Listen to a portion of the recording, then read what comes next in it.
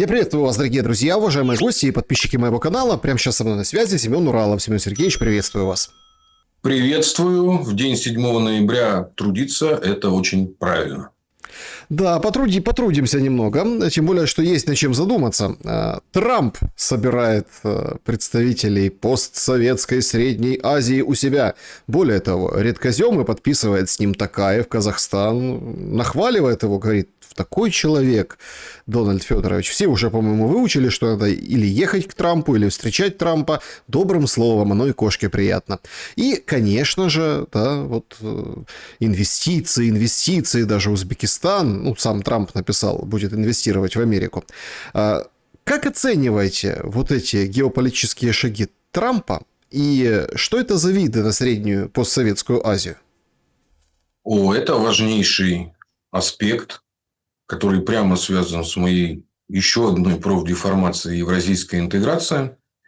Для того, чтобы правильно понимать процессы сейчас ее называют Центральной Азией, потому что в советской методике мы называли Средняя Азия, а Центральная Азия, она еще включает постсоветскую Среднюю Азию, плюс Монголию, плюс Афганистан. Если вот так вот говорить на уровне схемы. Поэтому там есть две партии. Партия, соответственно, в Центральной Азии и партия в Средней Азии. Вот тут мы имеем дело с партией в Средней Азии, то есть с постсоветскими республиками.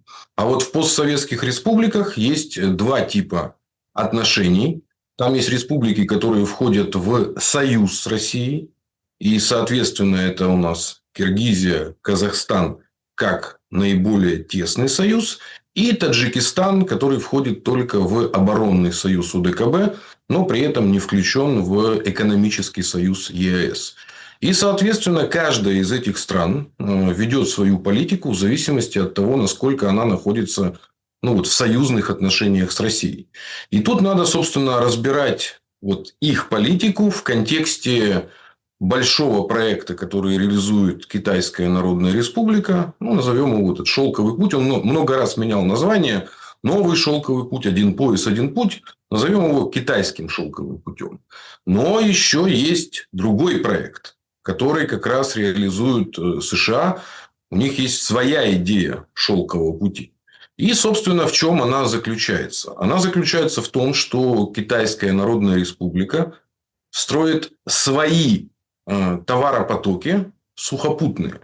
Потому что морская торговля так или иначе контролируется США и Британией. Это вообще идеология и базовая стратегия британская, что нужно контролировать порты и морскую торговлю. И вот Китай системно реализует этот проект для того, чтобы не зависеть от системы морской глобальной торговли. Но если мы посмотрим на карту постсоветского пространства, то увидим, что для этого нужно договариваться сразу с большим количеством игроков. Потому что кроме России, через которую Китай уже на что настроен, у него есть два премиальных рынка. Именно в Евразии. Это Западная Европа, где огромное количество богатых потребителей, и Ближний Восток, то, что мы называем. Там не столько потребителей богатые, но там все равно много потребителей. Но на Ближнем Востоке мы видим, как Китаю разрушают вообще все проекты. То есть, это та же Сирия, это Иран. История, которая сейчас в Непале произошла, не очень понятная. То есть, подкладывают свинью Китаю по южной ветке того самого нового, шелкового пути китайского. Потому что есть две ветки. Ветка первая, которая проходит через Россию. И можно, соответственно, как шутят, что можно, перейдя одну границу, попасть из Монголии в Финляндию. Потому что Россия, собственно, граничит одновременно и в Европе, и в Азии. Но северный ветка китайского шелкового пути, она уперлась в санкции, и, соответственно, противостояние. Потому что там было узкое горлышко. Сначала вышибли из этого транзита Пост-Украину. Это произошло еще в 2014 году. Я напомню, что один из проектов был, например, постройка глубоководного порта специально под транзит в Крыму между как раз Севастополем и Евпаторией. Но чик-чирик, уже порт, так сказать, наш вместе со всеми. И южный поток, ну, вот эта южная ветка, она постепенно начала прикрываться. Потом оставалось узкое бутылочное горлышко в Белоруссии. И китайские компании, это вообще интереснейший проект, что они делают конкретно в Беларуси. Они размещают достаточно много сборочных предприятий. Ну, вот, например, в Беларуси производят автомобиль Белджи. То есть, это как бы Джили, но который собирается в Беларуси. Был еще, например, скандал, там народ даже протестовал, строили такое достаточно вредное производство, батареечное, прямо в Брестской области. Ну, там элементы питания, скажем так. Но как раз на границе с Евросоюзом. Китайцы рассчитывали, что та же Беларусь это будет такой цех сборочный, из которого потом будут продаваться товары на премиальные рынки. А премиальные рынки это с одной стороны Западная Европа, а с другой стороны Москва с Петербургом, потому что их надо рассматривать уже как такой практически сросшийся гигаполис. Это два очень богатых города, до которых очень удобное плечо экспортное, и который всегда обеспечивает товарооборот, потому что, допустим, Китай граничит с Сибирью, но Сибирь, Дальний Восток не густо населены. Вот. Поэтому там нет столько потребителей именно для товаров. Это транзитная территория. И, соответственно, игра со среднеазиатскими республиками – это, конечно же, игра на то, чтобы поломать вот этот вот южный транзитный коридор. И в каждой республике пересекаются несколько интересов. То есть, в этом смысле Китай уже давно стал главным торговым партнером для этих республик. Но не просто торговым. Там выросла своя контрабандная экономика. Вот все жители постукраины знают там про 7-й километр в Одессе, рынок Барабашова. А есть в Средней Азии такие рынки, по сравнению с которыми даже 7-й километр рядом не лежал. Это в Киргизии рынок Дордой, а в Казахстане рынок Харгос. Там КПП и, соответственно, рынок. Это то, на чем делались миллиардные состояния. Потом пошел еще активно реэкспорт. То есть, это где формируются такие вот якорные интересы местных элит. И это, конечно же, не очень радует западноевропейских партнеров, потому что тот же Казахстан с Киргизией находятся в союзе экономическом с Россией. И, собственно, таким образом очень активно обходятся санкции. И вот, если вы заметили, там даже была перепалка у президента Киргизии в свое время. Был послан нафиг тогдашний, Байдена конфидент, который пытался там умничать насчет закрытия тех самых НКО и прочего. То есть, они ведут достаточно суверенную политику, потому что в Средней Азии нет своей Польши, назовем ее так. То есть, нет своего выгодоприобретателя, который влияет по соседству. Если бы рядом с Казахстаном была бы своя Польша, с моей точки зрения, там уже давным-давно был бы свой Майдан. Но так как Казахстан окружен соседями, которым не нужен никакой Майдан, он не нужен ни Китаю, не нужен ни России, не нужен южным соседям. Давайте все-таки, давайте все-таки там то, как в Киргизии менялись власти. Простите, пожалуйста. Александр, Киргизия – это моя отдельная любовь. Я там бывал многократно. Действительно, я очень люблю эту республику. Таких, во-первых, красивых гор еще поискать надо, это Тяньшань. И, собственно, Киргизия – это страна, где все-таки русский язык является официальным. И есть определенная, то, что называется, такая симпатия между культурами. Потому что киргизы – это же народ, который пришел из Сибири. Когда они же изначально, даже в наших казачьих, когда Красноярск основывался, Острог, и в летописях там написано о торговле, о каких-то стычках с енисейскими киргизами. То есть, и они помнят это прекрасно. Кстати, киргизы – это уникальный народ, у которых есть эпос Манас, это как Илиада с Одиссеей. И причем по объему своему эпос Манас больше, чем Илиада с Одиссеей. Представляете? То есть, это носитель очень древней культуры, которая очень тесно переплетена с культурой русской. И в этом смысле у Киргизии особый взгляд, в том числе на Россию. Поэтому там все вообще не так однозначно, как на европейской части бывшего Советского Союза, потому что эти народы, они смотрят на нас немножко другую призму. Потому что там еще есть историческая преемственность ордынская. Вот мы для людей, живущие здесь, мы жители и потомки улуса Джучи. Потому что Чингисхан, он же свое наследство разделил на несколько улусов, то есть государств. А они жители другого улуса, Чагатайского. Но, тем не менее, хоть и разные улусы, все равно есть ощущение, что мы всегда жили в рамках одной большой страны. Понимаете, да?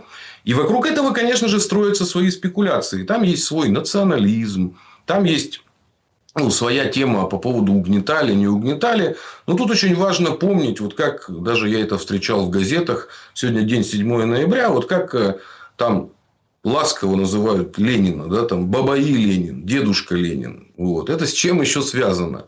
Это связано с тем, что накануне революции было восстание 1916 года, связанное с тем, это ошибки делали самое правительство царское, призывали в армию, хотя не должны были инородцы служить в армии. И часть киргизов откочевала в Китай. И попала в очень жесткую зависимость. И вот одно из первых распоряжений советского правительства по вопросам политики в Средней Азии, это были выделены средства, причем золотом, на то, чтобы выкупить фактически из рабства часть киргизов, которые попали в очень тяжелое положение.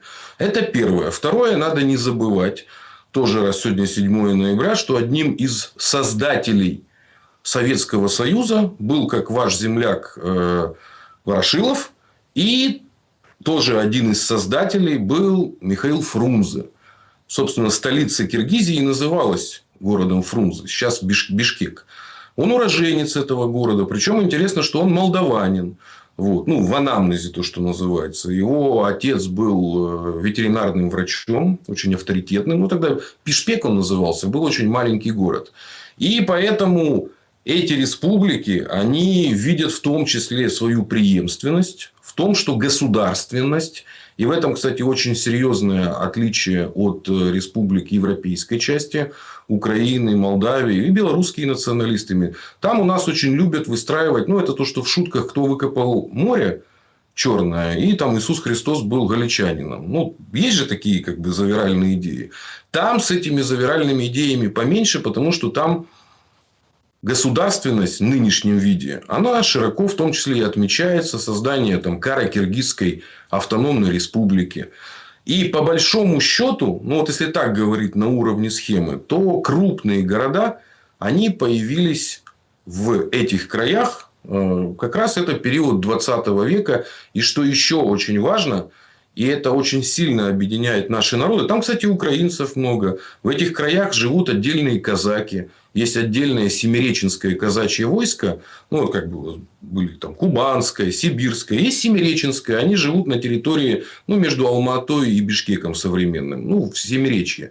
И поэтому там очень тесное переплетение культур, связанное еще с эвакуацией Великой Отечественной войны. Потому что люди же у нас переезжали из европейской части в Сибирь, Казахстан, Средняя Азия. И там огромное количество семей, которое брало на воспитание славянских, скажем так, детей просто в семьи, которые оставались сиротами. Поэтому нам надо всегда помнить, что эти республики, с одной стороны, традиционно вели всегда многовекторную политику, потому что у них под боком Китай.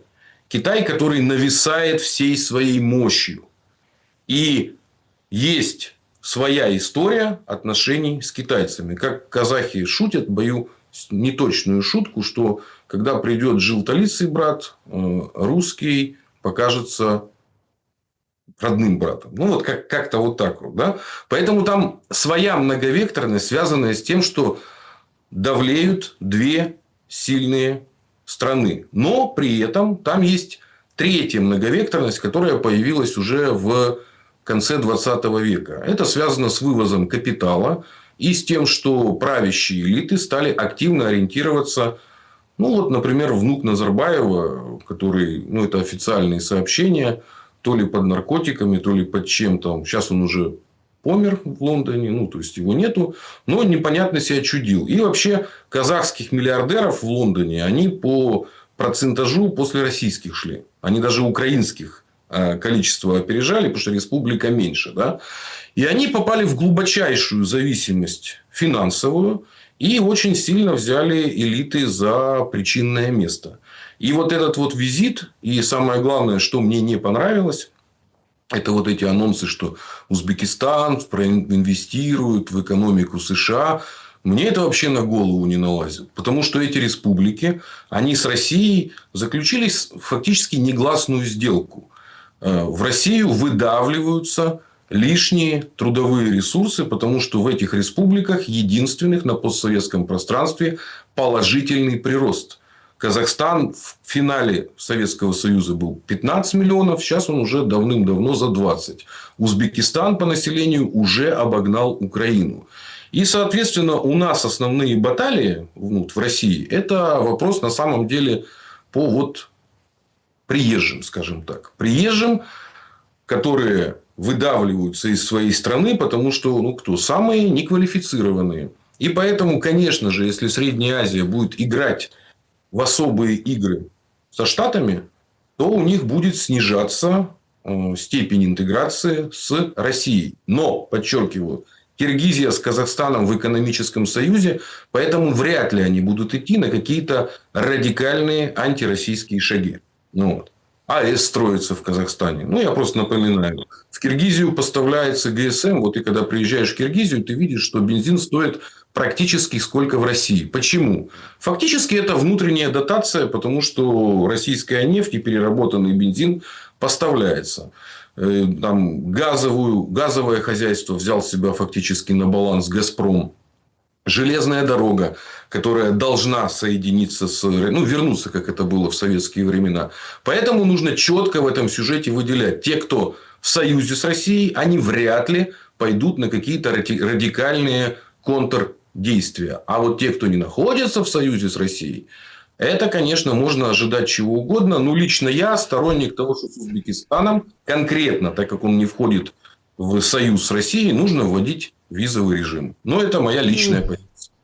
Интересная позиция. Скажем так, если все-таки понять перспективы, вот насколько сопряжены вот эти телодвижения американцев по центральной, или по старинке Средней Азии, с его заявлениями о том, что так скоро конец войне в Украине. Вот мы сейчас... Смотрите, многие же рассматривают это как очаги вокруг России, да? Собственно, и медведя загоняют. Вот смотрите, подбрюшье уже полыхает. Вот туда свое жало мы, Запад, американцы, бриты, да, вот это вот туда мы еще воткнем. И, мол, раздергивают по сторонам. Жало они никогда оттуда не вытаскивали. Потому что жало туда было, так сказать, вонзено еще в конце 80-х, начале 90-х. И местные элиты поймали, как и украинские, на таком вот нездоровых амбициях. Вот президент Акаев, рассказывал про швейцарскую, Швейцария на Тяньшане. Да, мы сейчас станем второй Швейцарии. Под эту тему провели сразу жесткую либерализацию. Отдали рудник Кумтор золоторудный. Причем отдали на абсолютно хамских условиях. Они, это вот как у нас была система разделения прибыли. Это фактически колониальная зависимость. И только, по-моему, в позапрошлом году Кумтор новыми уже властями был возвращен в республиканскую собственность. Такая приватизация, как в Киргизии, не приходила нигде. То есть, там вообще все распродали со старта. Может быть, с Молдавией только сравнить. А в Казахстане была другая история. Там история формирования капитализма проходила, скажем так, как при Кучме. То есть, власть сохранялась. Вот. Те, кто были... Назарбаев, он же кем был? Партийным деятелем, а потом стал борцом великим за незалежность. Как Кучма или Кравчук. И поэтому там сразу шла приватизация с тем, чтобы затащить как можно больше западных корпораций. И, в частности, в нефтянке. Там система распределения прибыли не очень понятно, сколько достается самой республике. Металлургический комбинат был отдан, магнитка казахстанская, это в Караганде, Темиртау. Но, кстати, обращаем внимание, что одним из первых решений президента Токаева была национализация той самой казахстанской магнитки, ну, Карагандинского металлургического комбината. Поэтому там проходят двухсторонние процессы. Они очень сильно зависят на том уровне, которые залезли в эту ловушку еще в 90-е годы. Ну, в частности, например, в Казахстане это вообще на голову не налазит. Там есть отдельный международный финансовый центр Астана, который живет по британскому праву. И главный арбитр там – это бывший высший судья, ну, высший суд Лондона. Да? И вот, казалось бы, ну, то есть, это дыра, фактически, через которую могут уходить миллиарды денег. И пока что эту дыру никто не законопачивает. И вот это серьезные трудности. Но политически, подчеркиваю, Запад там влияет скорее через систему НКО. Потому что особенно Казахстан этим сильно страдает. Там в соцсетях, в медиа все как на Украине. Там прогреваются настроения, значит, Россия оккупант, местные, ну, националисты, они там даже выходили с нашивками Азов, в эфир выходили. Там работают большинство программ. И что самое опасное, что меня лично беспокоит в Казахстане, это так называемая программа «Балашак». Дело в том, что этим очень гордился Назарбаев. Это программа обучения молодых в европейских, американских, ну, западных вузах. И что там делали с этими людьми, вообще непонятно. Сколько выпускников этой программы «Балашак» являются идейными сторонниками, да, Запада. А кто завербован, мы вообще не знаем. И вот это, конечно, очень опасная история. В Киргизии все чуть-чуть по-другому. Но Казахстан, это я почему на нем акцентирую, это ключевой игрок в Средней Азии. Ну, в Советском Союзе даже говорили Казахстан и Средняя Азия, выделяя особую роль Казахстана, потому что Россия не граничит с республиками Средней Азии. И когда мы на все это смотрим, мы должны понимать, что Казахстан строит свою политику на глобальном транзите. Тут надо отдать должное Назарбаеву, мы его так критиковали, но кроме всего прочего, за годы его управления была очень круто расширена железнодорожная сеть в Казахстане. На Украине все привыкли, что она и так развита. Электрички, еще куча. А в Казахстане было несколько магистральных линий. Но за годы, так сказать, незалежности очень активно вложились. И это в чем даже проявлялось. Когда запускался вот этот вот, я тогда в Оренбурге как раз жил и работал. Со стороны Казахстана все подводы сделали. Уже и таможенные пункты, все оборудовали. А наши еще не успевали. То есть, Казахстан заранее подготовился вот к этому транзитному статусу. А теперь самый главный вопрос – это кто и что будет инвестировать в США и что будет покупать. Потому что, вот, например, тепловозы, они активно закупают в США. Хотя они дороже получаются, чем российские. Те же Caterpillar фактически монополист на рынке карьерной техники. Поэтому там глубокая колониальная зависимость именно на уровне экономики и на уровне мышления элит. Но если сравнивать, это где-то как в середине нулевых на Украине. Вот плюс-минус на таком вот уровне. Но нет Польши рядом. Это очень важно. Да, Польша нет. Смотрите, если переместиться от этих событий вот все-таки к украинскому треку. Сегодня умопомрачительный пост написал бывший нардеп, сейчас вояка, ну, как бы много таких, да? Луценко. Говорит, рекорд в октябре по СЗЧ. 21 тысяча. Абсолютный рекорд за месяц октября.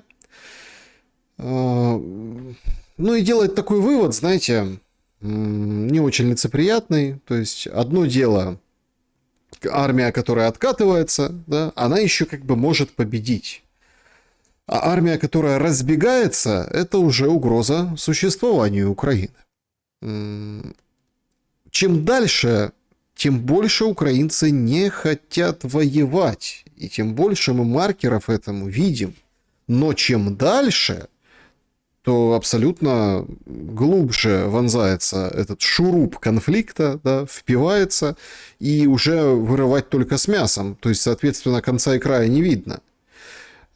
Парадокс. Ведь вроде как люди воевать не хотят, но война заходит с каждым новым оборотом в какой-то такой штопор, когда, в общем-то, и выхода уже нет.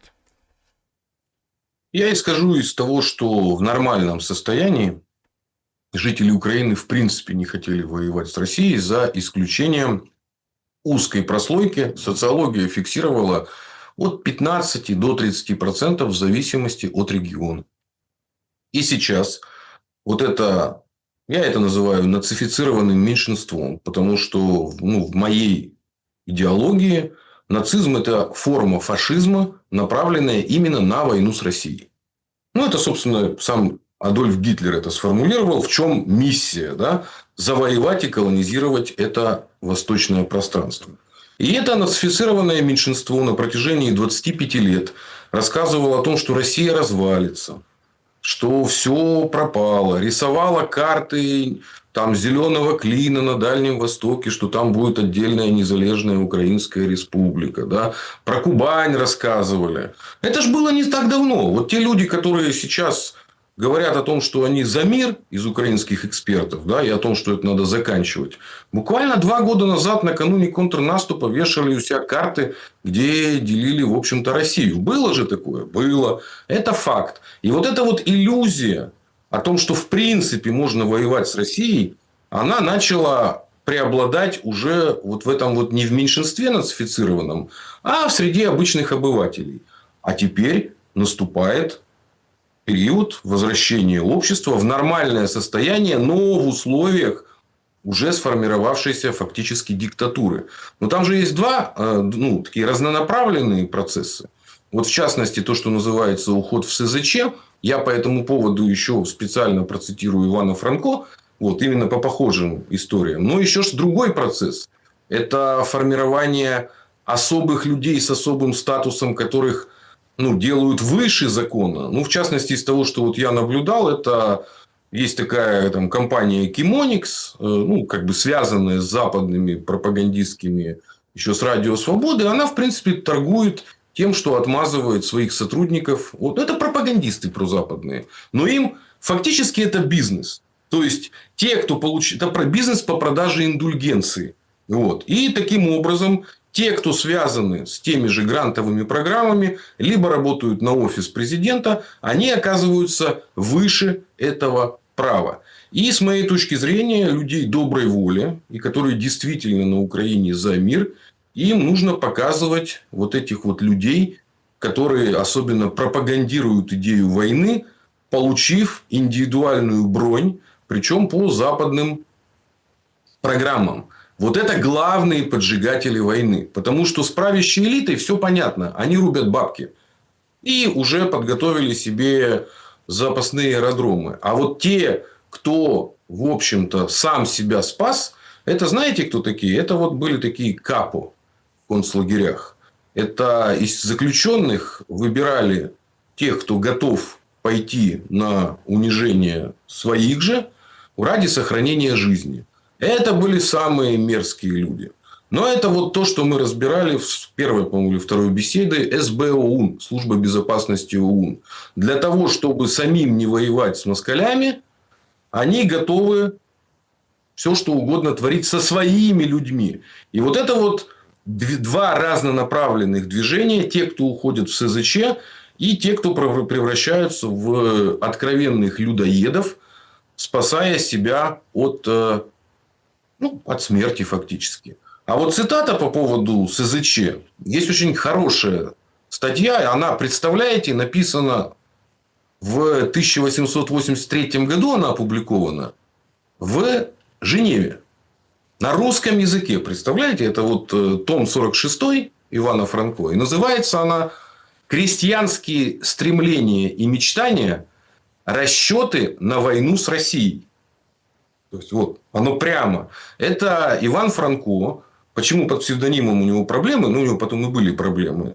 Драгоманов был его ближайший, он стал же учителем своим. И он как раз такой социологический обзор делает о том, что он поехал в галицкие деревни и общался на тему войны с Россией. И я хотел бы пару именно коротких цитат именно об этом. Да, пожалуйста. Да, значит, приходит сосед-крестьянин, неграмотный, в течение уже 2 лет ежедневно ходящий к нам, послухайте, что там в газетах нового чуваты. И Иван Франко, значит, рассказывает о том, что близится война с Россией. И вот он приводит цитату крестьянина. Да где там? Наш немец этого не сделает. Но пусть только москаль придет, он с ними так же сделает, как там на Украине, что попов поскосував. Москаль и жидов присмирит, или совсем выгонит, и по нам руки обкроит, и бедных землей наделит, и, наконец, попов скосует. И вот спрашивает Иван Франко, ну, и что ты думаешь? Он говорит, что там в газетах пишут? Будет москаль с нашими биться, спрашивают меня. Я рассказываю, что знаю из газет о вооружении России. Так, без того не обойдется. Если уж он так наладился, то недаром. Ну, а если наш его переможет, закидываю я. Кто?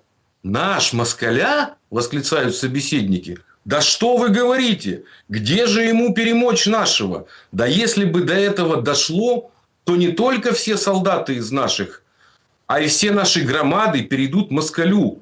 Разве бы дурак кто был, чтобы за немца стоял? Немец сидит себе в Вене, да с панами водится, а с народа дерет последнее. Отдал нас в руки и жидам, и панам, и чиновникам. Это Иван Франко, 1883 год. Это именно разгон украинского национализма, начало этого всего, накрутка идей войны с Россией. И Иван Франко, как ответственный творец, житель этих краев, вот он социологически описывает настроение людей. С моей точки зрения, плюс-минус в такую ситуацию оно и вернется. Потому что когда есть сейчас же иллюзорный выбор про войну, про незалежность, да? А когда дойдет до того, что это по факту то же самое, что и война там, ну, традиционная, с Австрией тоже много было войн.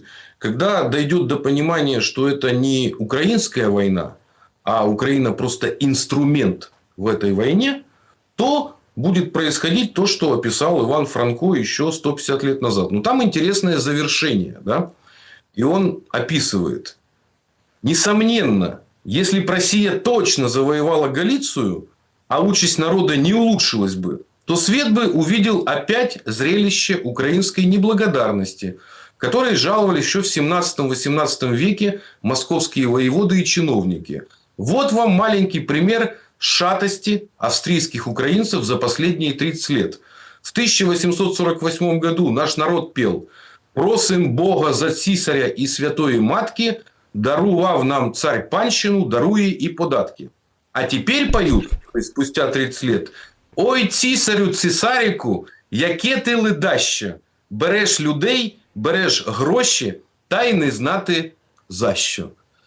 Вот, Александр, что было 150 лет назад, с моей точки зрения, а с точки зрения культуры 150 лет – это одно мгновение, мало что поменялось.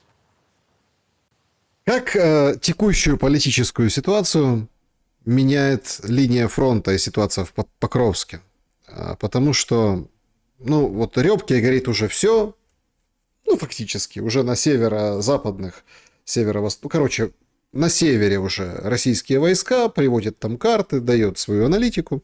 Упорно это опровергает украинский генштаб и говорят, нет. Вчера там, есть такое слово хорошее, чмыхнули. Вот так вот, чмыхнули. Зрадоньки, безуглая, там боец еще один, говорят, смотрите, так это все отвлечение внимания Рубилова за Покровск, потому что Россия тем временем бьет, делает главный удар в сторону Запорожья, вот туда, да, то есть между двух областей, Запорожская, Донецкая, и вот в том направлении по Днепропетровской области, вот туда, да. Ну, потом это тоже Генштаб опровергает. Все Генштаб опроверг, все опровергает, все нормально.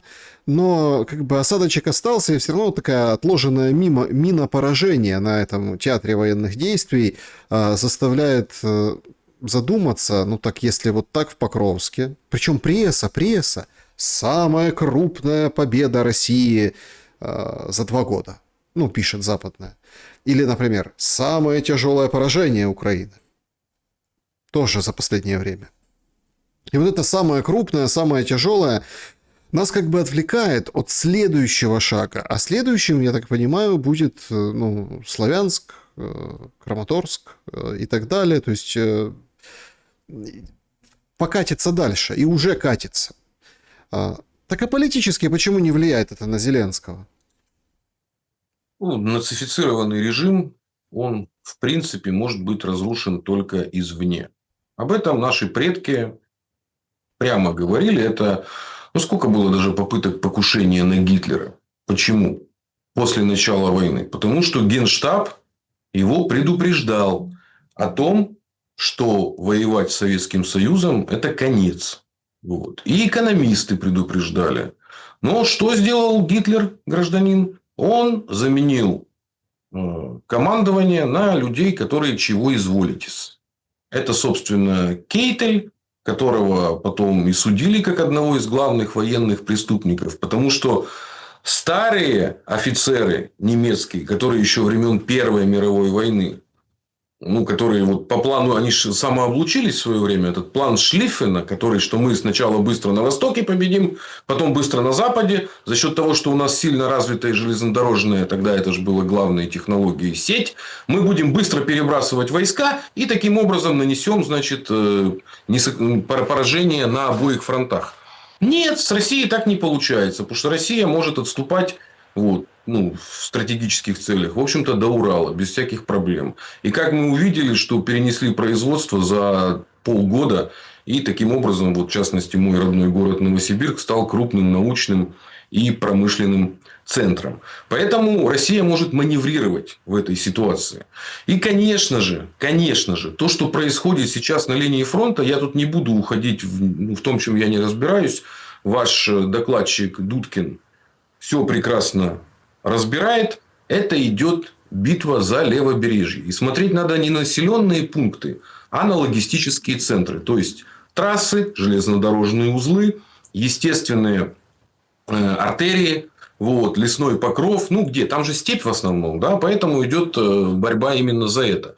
И, конечно же, самый главный вопрос, когда до той части полностью самооблучившийся этого украинского политизированного меньшинства, там же не все нацифицированы. Кто-то просто там патриот, кто-то искренне верит в пропаганду. Вот когда до них начнет доходить, что левобережье де-факто уже потеряно. И вопрос идет о том, когда оно докатится. Через полгода, через год. Мы же не знаем. Конечно же, если бы там стояли армии, такие как Великую Отечественную, сколько было задействовано во всех этих операциях. Да? И Миллионы, то, обратите внимание, Харьков же как в этом трагедия, очень Гурченко хорошо это в своих мемуарах описывает, что первый раз наши же докатились до Харькова после Курской дуги, но потом были вынуждены откатиться. И наши же пришли, из подполья вышли все наши люди, а потом их очень жестко убивали, потому что немцы вернулись. То есть, это была величайшая трагедия, именно связанная с освобождением Харькова. Поэтому в степи, как всегда в степи, там все может проходить очень стремительно и очень быстро. Потому что там, где есть естественные преграды, реки и горы, там все сложнее. Поэтому, с моей точки зрения... тут тоже... Сейчас такие, понимаете, я если честно, слушаю это все, и, я тоже далек максимально от этого, от военного всего, по роду деятельности, да, все мы немножко имеем представление, потому что 4 года уже такая война большая. Плюс еще с 2014 года, да, там все прекрасно различали, когда мина летит, когда град, когда какой-то снаряд, понимаете, то есть все примерно понимали уже. Тогда еще. Поэтому тут волей-неволей. Воленс-ноленс, как говорится, станешь каким-то, пытающимся это понять. Смотрите, нам говорят, что? Значит, фортификации, эти окопы, все. Не надо. Не надо. Достаточно лисьей норы. Это все говорят украинские военные эксперты. Покровск. Да сейчас при этом раскладе фронта не шибко он и нужен. Дальше. Значит, смотрите. Степь. Вы говорите, степь, быстро, это не за что зацепиться, это все понеслась. Что нам говорят? Степь, все голо. Это, сейчас новое модное, это kill zone. То есть, kill zone. То есть, они не смогут пройти по открытой местности, потому что дроны всех прилетят и всех убьют. И с одной, и с другой стороны. Поэтому степь это тоже как бы, такая себе линия фортификации. Мол, война поменялась, вы ничего не соображаете, и вот эти все ваши там догмы о том, что сейчас Покровск сдадим и быстро докатится условно до Днепра, или там до Павлограда, который вырубили просто с шахтерами там в шахте, с теплом, со светом вчера вечером, да, и быстро все докатится до Павлограда, не докатится, потому что есть kill zone. И вот эти все модные словечки kill zone, ceasefire, boots on the ground как-то забивают баки, я смотрю. Вот очень серьезно забивают баки. Александр, это моя нынешняя профдеформация, когнитивная война. Конечно же, это продолжение сведения с ума части украинского общества. Просто часть сводит с помощью зрады, а часть с помощью перемоги. То есть, для того, чтобы создавать иллюзию, для чего вот эти все рассказы о том, что в Подмосковье нет света, о том, что Орешник, оказывается, они уничтожили еще до того, как знали о том, что он есть, да? Вот эти вот бравурные. Для чего это спецоперация, якобы ГУР, проведенная, да, на вертолете? Вот непонятно, что там было, но, может быть, это были в том числе какие-нибудь поддавки, каких-нибудь вывозили инструкторов. Я этого не исключаю. Не исключаю. С учетом игры особой, которая ведет Россия с Западом. Все эти словечки придумываются как и контрнаступ для того, чтобы создать иллюзию. Создать иллюзию о том, что Россию можно остановить.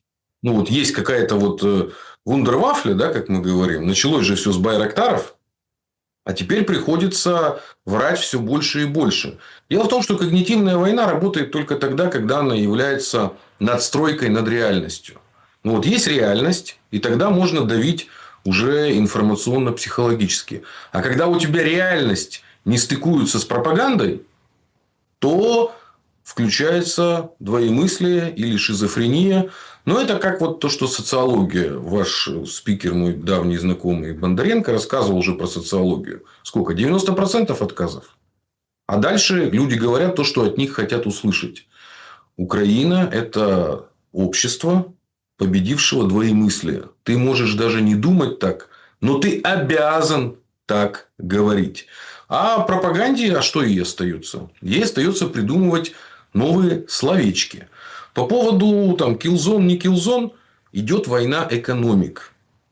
Профессионалов, которые управляют дронами, их достаточно с одной и с другой стороны. Вопрос, сколько будет этих дронов и как быстро их можно пополнять. Потому что война перешла в состояние именно экономической конкуренции. И здесь, что ж мы видим? Тут больше, конечно, Алексей Чадаев расскажет. Это совсем его профдеформация. Но у нас новые какие-то модели дронов появляются. То, что я слышу от людей, которые занимаются этим прямо, все. То есть, люди прячутся и с одной, и с другой стороны. Сначала наносится поражение техникой, а люди потом уже заходят, так сказать, для физического контроля. Поэтому вокруг каждого населенного пункта будет сначала соревнование военно-экономическое, скажем так, у кого больше ресурсов. А живая сила будет заходить уже после того, как это завершилось. И, соответственно, все зависит от того, справится ли, имеется в виду украинской стороны, насколько экономика Европы готова, во-первых, с одной стороны, поддерживать это все, а с другой стороны, способна ли она производить столько, сколько необходимо. Это самый главный вопрос. Можно выделить сколько угодно миллиардов денег. Но если у тебя не раскочегарен именно контур военно-промышленный, то ты просто ничего не обеспечишь. И все. И третье – это ресурсы, которые это обеспечивают. И энергия. Потому что энергия – это, я имею в виду электроэнергия, нефть, газ. Эти то, что обеспечивают. Потому что те же Германия на чем столкнулась? Танки были, заправлять их было нечем. И соляры зимней не было. Да? Они многие просто не доехали. И в этой ситуации, с учетом того, что постукраине ну, как бы уже финально, с моей точки зрения, ну, опять же, это ж мы наблюдаем, выносят именно энергетическую составляющую. Следовательно, я делаю вывод косвенный, это ж военная тайна, что наши сделали ставку на соревнования экономик. А в этой логике тогда все объясняется. Тогда понятно, что сначала вопрос левобережья, а дальше, так сказать, посмотрим и поговорим. Ой, два таких момента хочу с вами обсудить. Даже не знаю, на какой козе подъехать к этому. Вот смотрите. Сегодняшний день. Вообще, конечно, там можно присовокупить много. Ну, вот, например, вчера, в общем, ни дня без какого-то трэша. Украина. Вчера мент, полицейский из Деснянского РУВД опустошил сейф с вещдоком $400 тысяч и рванул к западной границе. Ну, его поймали.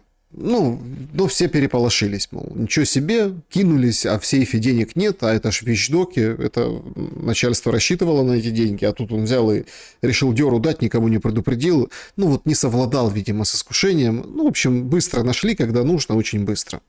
Сегодня, ну прям, слушайте, какая-то криминальное чтиво. Значит, сообщает нацполиция украинская, что киевский пенсионер развел американского добровольца в ВСУ на $85 тысяч, якобы на покупку лазерного оружия против дронов, сообщает прокуратура. По версии следствия, мужику 74 года, у него сообщник 59 лет, ну, пенсионеры. Они выдавали себя за разработчиков, инсценировали демонстрацию установки. Вот это тоже интересно как. После чего военный передал им 3 с лишним миллиона гривен. А на самом деле никаких технологий нет, ничего этого нет. В общем, а потерпевший еще и гражданин США оказался. В общем, пенсионеров $20 тысяч вернули они ему. Вот такая вот история. Это же, я не знаю, это же паноптикум. Ну ладно. Зато ты главный, как в фильме, да? Да, но мне сегодня просто стало определенно даже стыдно немного. Ермак. Ничего не предвещало никакой беды. Никто ничего. То есть все, ну вот такие вот происходят вещи. Выходит с минутным видеообращением. Минутным буквально. Значит, говорит, что полиция задержала какого-то Ермака ДС, который представлялся двоюродным братом Ермака, АБ, пытался выманить $100 тысяч за то, чтобы устроиться на работу на Банковую. Его взяли, сам глава офиса Ермак говорит, что опроверг родство с Ермаком и говорит, что это мошенническая выдумка, и он записывает видео и благодарит, собственно, правоохранителей. Слушайте, это какой-то край непуганных идиотов. Ну, это звоночек. Зачем? Ну так зачем ему записывать это видео? Слушайте, ну вот я вот этого не могу понять. Ермаку, настоящему. Я вижу в этом элемент психоза. Потому что человек, который, в общем-то, не... Ну, это же не его жанр. Это же Зеленский работает в жанре видеообращений. И, соответственно, если человек в непривычном ему жанре делает, значит, его это очень сильно волнует. Да? То есть, это, ну, это точно. Да? А второе, ну, следовательно, можно сделать вывод, что вот эта история под названием «представиться родственникам, корешам, еще кем-то, она имеет место быть. И это нормальная ситуация. Да? То есть, это человек бросился оправдываться. А когда человек оправдывается? Когда ситуация правдоподобна. В общем-то, ничего удивительного нету. Это связано с тем, что на Украине, ну, опять же, это в моей, так сказать, теории, с 2004 года государство разрушалось, а в 2014 году государство было подменено системой отношений клановых. То есть, государства уже не было. Сейчас не просто это подменено, так сказать, системой клановых отношений. Сейчас только остатками государства управляет, ну, один клан, который, как крысы, да, вот, начинают, ну, жрут друг друга. И в этом смысле, конечно же, это маячок своим. Что так делать не надо. Касса здесь. Свободная касса только здесь. Не пытайтесь заниматься никакой самодеятельностью. Вот, как бы, с моей точки зрения, это, так сказать, такая маркетинговая прививка, и показывают, где свободная касса. Ну, и психоз имеет место быть. Ну, я просто, если честно... Ну, у меня Нет, нормальный подписчики... человек, нет, смотрите, в нормальной Послушайте, Украине это, у это меня воспринималось просто как идиотизм. У меня подписчики в клубе, закрытом клубе Шелеста, они пишут, говорят, вот вы представьте, выходит Рубио и Так говорит, еще вот этот Рубио, это не мой двоюродный брат, никого я не собираюсь трудоустраивать в Госдеп. Ну, например, ну как, по аналогии. Но это потому, что Госдеп – это институт государственный. А на постукраине институтов уже практически не осталось. И поэтому там государство подменено бандой. А банда же отличается чем от государства? Что все строится на личных отношениях. То есть, ты в фаворе у пахана, все у тебя будет. Вышел из фавору. Ну, вот как правительство поменялись. С чего это Свириденко появилась? Ну, почему? Потому что она пахану лояльна. Там же нет никаких как бы особых квалификаций, навыков, еще чего-то. Эта история, я напомню, еще Донецкими была активно внедрена вот эта уголовная вертикаль власти со смотрящими. Но они хотя бы выделяли, вот вертикаль власти, ну, остаточно государственная, губернатор, еще что-то. А вот вертикаль власти, так сказать, паханат, да, также дразнили. Донецкий паханат, также называли. И внутри этого выживали люди, вот как, например, феноменальное явление, это Кивалов, да, одесский. Он же выживал при всех президентах. Всегда у него это получалось. Почему? Потому что Кивалов через систему переподготовки и повышения квалификации судей контролировал значительную часть судейского корпуса, и через него можно было решить по вот этой системе неформальных отношений все, что угодно. Я ведь наблюдал, как там суды в Одессе, ну, как бы непонятно, что происходило с побережьем и вообще с активами. Вспомним, например, там конфликты, ну, то, что я в чем немножко, так сказать, участвовал, да, ну, нанимали меня, да, это конфликт, например, вокруг Никольского завода ферросплавов. Это вообще были чудеса. В разных городах, там отдельно в Ивано-Франковске, отдельно в Херсоне, по-моему, отдельно в Днепропетровске, суды выносили решения с одинаковыми грамматическими ошибками. То есть, и это все считалось, это Бенины суды. Да? И вот эта система неформальных отношений, ну, паханата, назовем ее так, хорошая такой вот метафора, яркая, она раньше была мишурой прикрыта, а теперь нет. Но тут надо сказать, что никогда мы не будем братьями, потому что мы сестры. Очень полезно посмотреть за судьбой одного из наших судей российских, которого мало того, что сняли и впаяли ему там миллиарды, оказалось, что он еще и сауны крышевал.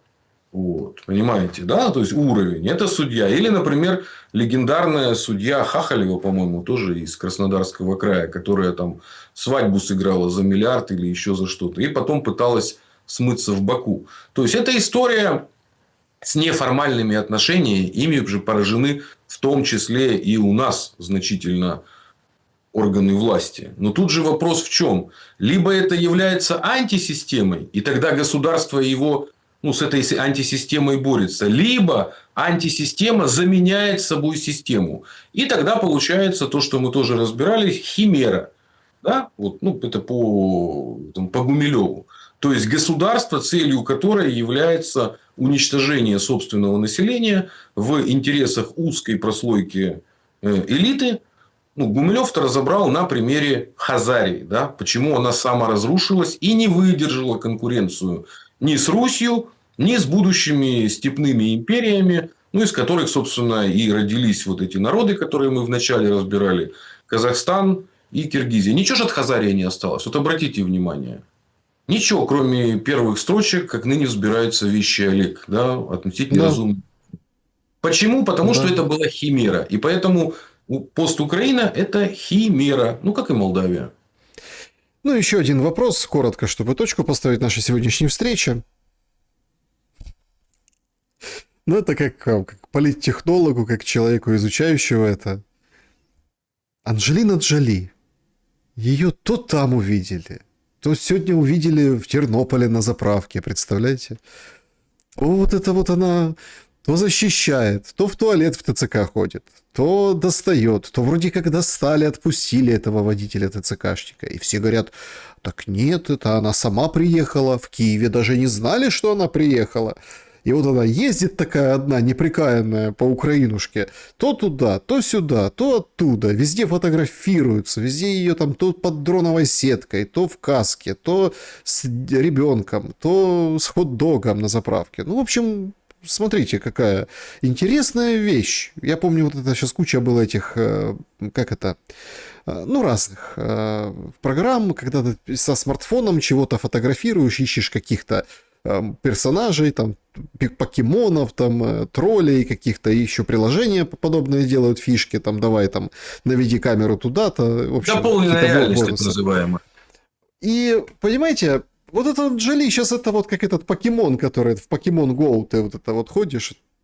А правы те, кто говорит, что это чтобы такой фиговым листком прикрыть положение и катастрофу? Ну, дело в том, что Джоли в текущем вот, в своем уже возрасте, она, в общем-то, выглядит как ну, такая постаревшая ну, девушка, женщина модельной внешности, которых, в общем-то, в каждом городе уже можно сотнями найти. Да? То есть, она в этом смысле потеряла свой, так сказать... Ну, мы же представляем ее как Лару Крофт, как еще что-то.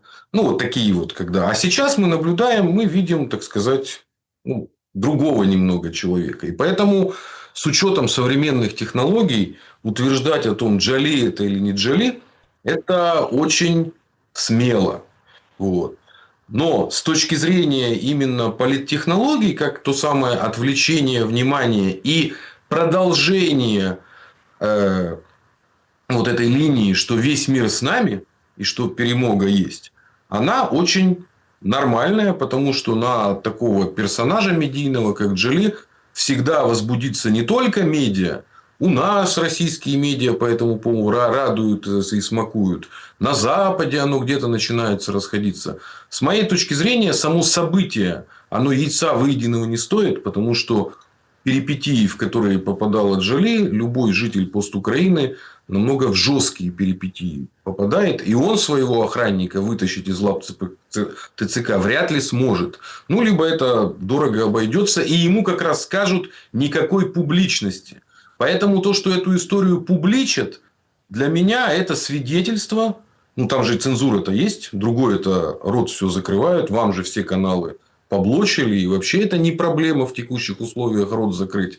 То, что этому дают полный ход, с моей точки зрения, это вот в рамках когнитивной войны для значительной части больного общества, а оно глубоко больно, умопомрачено, это вот как рыбку Гуппи постучали по тому самому аквариуму и насыпали немножко еды. Ну, а все как рыбки начали на поверхность подняли и начали, так сказать, пожирать комбикорм, который им насыпали. Ну, что поделать. Не надо быть жертвой когнитивной войны и верить профессиональным лжецам и лицедеям. Вот это, с моей точки зрения, главный вывод, который нужно сделать из этой ситуации. Семен Уралов был моим собеседником сегодня. Я благодарен за время и мысли. Спасибо, до новых встреч. Друзья, берегите себя. Всем добра и света. Увидимся.